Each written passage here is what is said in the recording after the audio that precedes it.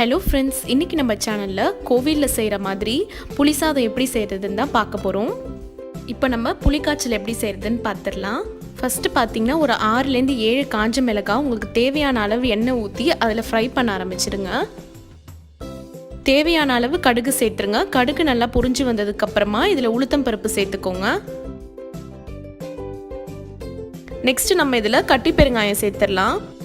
Next பார்த்திங்கன்னா வேர்க்கடலை எடுத்திருக்கேன். வேர்க்கடலை ஆல்ரெடி நான் ஃப்ரை பண்ணி எடுத்து வச்சுருந்தது.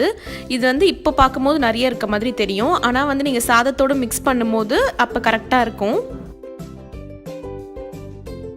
கட்டி பெருங்காயம் பார்த்திங்கன்னா நல்லா பொரிஞ்சு வந்துருச்சு. இதில் இப்போ கருவேப்பிலை சேர்த்துடலாம். இதெல்லாம் நல்லா ஃப்ரை ஆனதுக்கப்புறம் இதில் மஞ்சத்தூள் சேர்த்துருங்க. ஒரு பெரிய நெல்லிக்காய் சைஸ் புளி எடுத்துட்டு அதில் 1 கப் ஃபுல்லாக தண்ணி ஆட் பண்ணிவிடுங்க. இந்த புளி கரைசல் நம்ம புளிக்காய்ச்சல் செய்யறதுக்கு முன்னாடியே நல்லா ஊற வச்சு வடிகட்டி எடுத்து வச்சுக்கோங்க. இப்போ நம்ம புளி கரைசலை நம்ம ஃப்ரை பண்ணி வச்சுருக்க மிக்ஸோடு சேர்த்துடலாம்.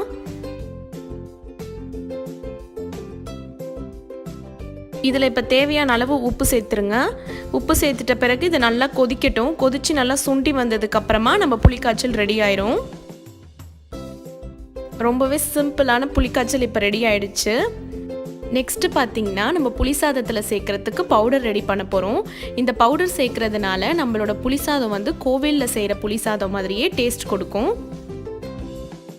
பவுடர் செய்கிறதுக்கு ஃபஸ்ட்டு பார்த்திங்கன்னா காஞ்ச மிளகாய் எடுத்திருக்கேன்.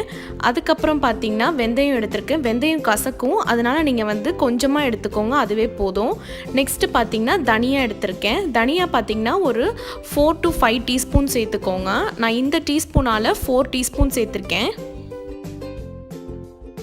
ஒரு பேனில் கொஞ்சமாக ஆயில் சேர்த்துட்டு நம்ம எடுத்து வச்சுருக்க எல்லாமே ஆட் பண்ணி நம்ம ஃப்ரை பண்ணிக்கலாம். ஃபஸ்ட்டு காஞ்ச மிளகாய் ஃப்ரை பண்ணுறேன். அதுக்கப்புறம் பார்த்திங்கன்னா தனியா, லாஸ்ட்டாக வெந்தயம் சேர்த்து ஃப்ரை பண்ணிவிடுங்க. இப்போ இது எல்லாமே பொன்னிறமாக வறுத்து எடுத்திருக்கேன். இதை நம்ம இப்போ மிக்சியில் போட்டு அடித்து எடுத்துக்கலாம். இப்போ நம்ம பவுடர் ரெடி ஆகிடுச்சு.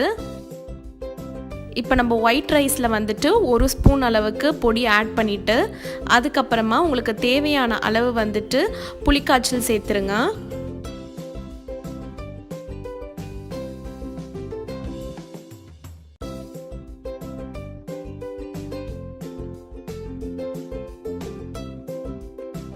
ரொம்பவே டேஸ்டான கோவில் புளி சாதம் ரெடி ஆகிடுச்சு. இது எல்லாருமே ட்ரை பண்ணி பாருங்கள். உங்களுக்கு பிடிச்சிருந்தா லைக் பண்ணுங்கள், ஷேர் பண்ணுங்கள், நம்ம சேனலுக்கு சப்ஸ்கிரைப் பண்ணுங்கள். Thank you friends.